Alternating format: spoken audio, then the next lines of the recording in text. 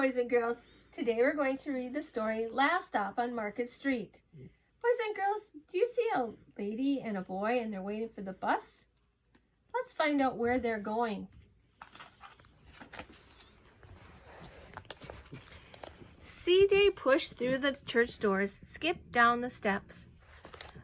The outside air smelt like freedom, but it also smelt like rain, which freckled CJ's shirt and dripped down his nose.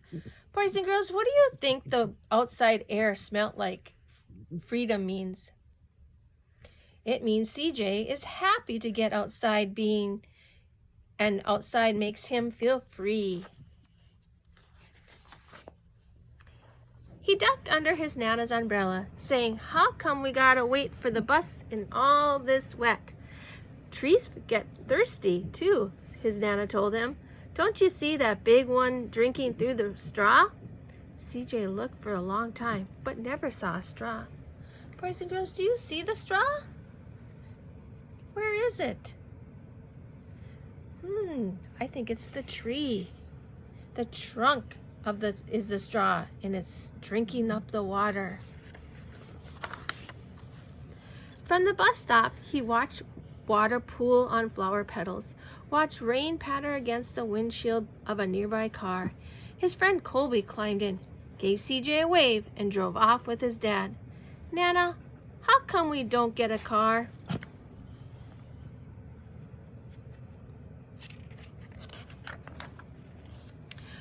"Boy, what do we need a car for? We got a bus that breathes fire, and old Mr. Dennis, who always has a trick for you."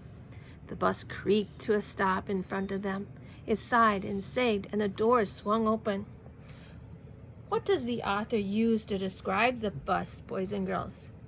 Yep, creak, sigh, and sag. How does that make the bus sound, boys and girls? Yep, it makes the bus sound old and slow. "What's that I see?" Mr. Dennis asked. He pulled a coin from behind CJ's ear, placed it in his palm. Nana laughed her deep laugh and pushed CJ along. They sat right up front. The man across the way was tuning a guitar. An old woman with curlers had butterflies in a jar. Nana gave everyone a great big smile and a good afternoon.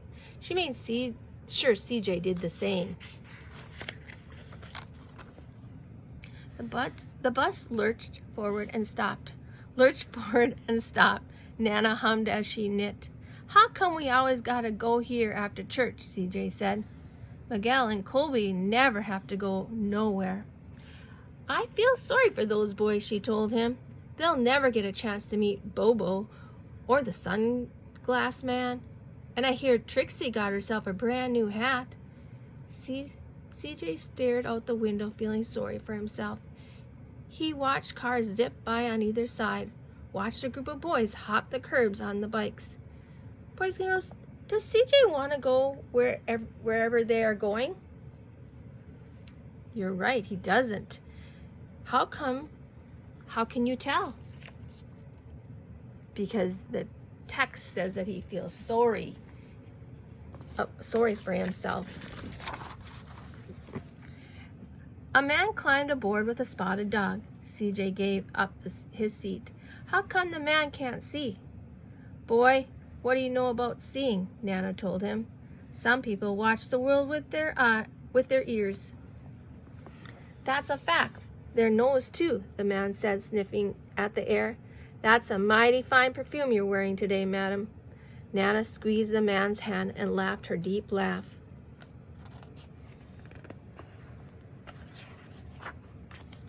Two older boys got on next. CJ watched as they moved on by and stood in the back.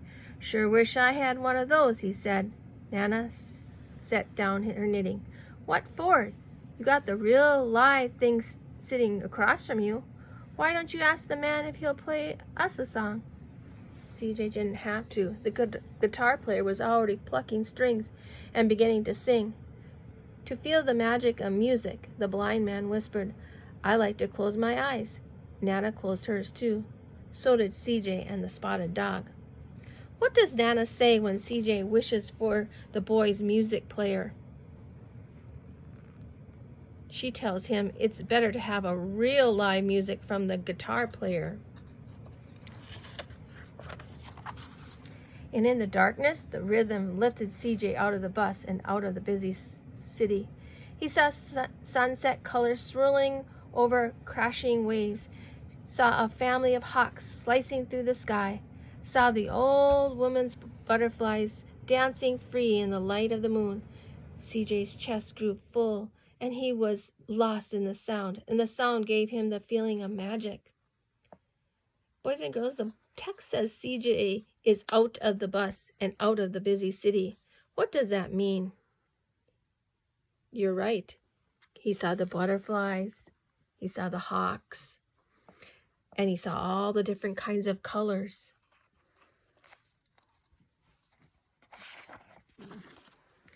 The song ended, and CJ opened his eyes. Everyone on the bus clapped, even the boys in the back. Nana glanced at the coin in CJ's palm. CJ dropped it in the man's hat. "Last stop on Market Street," Mr. Dennis called.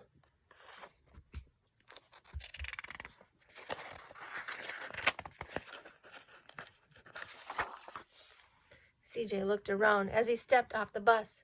Crumbled sidewalks and broken down doors, graffiti-tagged windows and boarded-up stores. He reached for his Nana's hand. "How come it's always so dirty over here?" She smiled and pointed to the sky. "Sometimes when you're surrounded by dirt, CJ, you're a better witness for what's beautiful."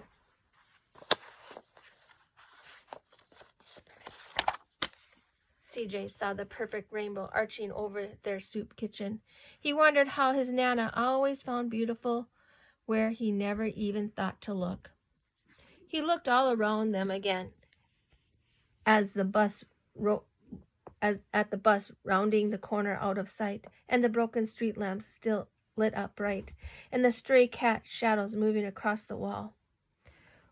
Boys and girls, what is CJ learning from his Nana? Yes, he's learning to notice nice things in places he never thought to look before. When he spotted their familiar faces in the window, he said, "I'm glad we came."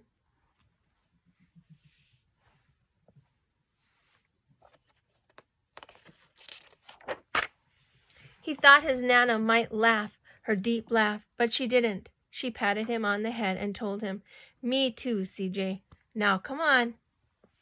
Where were CJ and Nana riding the bus to? They have come to the soup kitchen. Why? To serve the people who need it. Boys and girls, at the end of the story, you see that Nana and CJ are waiting for the bus to go back home. Okay, boys and girls, now I would like you to get out your My Workbook, and we're going to do page 76. On page 76, the setting is where and when a story takes place. It can change from the beginning to the middle to the end of the story. So boys and girls, you're going to draw and write words to describe the setting at the beginning, the middle, and the end of the story. Last stop on Market Street. Let's talk a little bit about the beginning. Okay, let's go to the beginning. Boys and girls, where do you think the beginning started? Yep, a city street on a rainy day. Because, boys and girls, you notice, I see buildings, I see people with umbrellas, and it was starting to rain. So that was the setting in the beginning.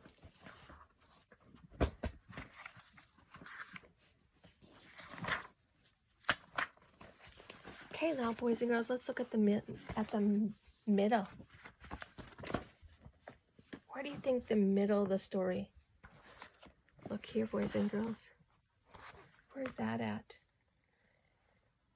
Grandma and Nana are on the bus, and it's later in the day.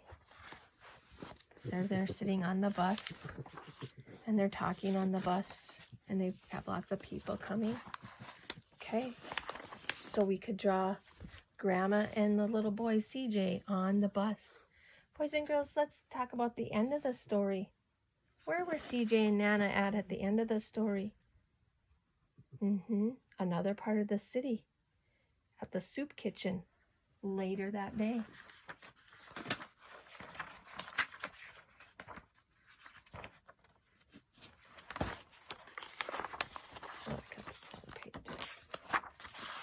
There's where they're walking to the soup kitchen. So that's what happened at the end of the story, boys and girls. So in our story, we can have the setting changing from the beginning to the middle to the end. Good job, boys and girls. See you later.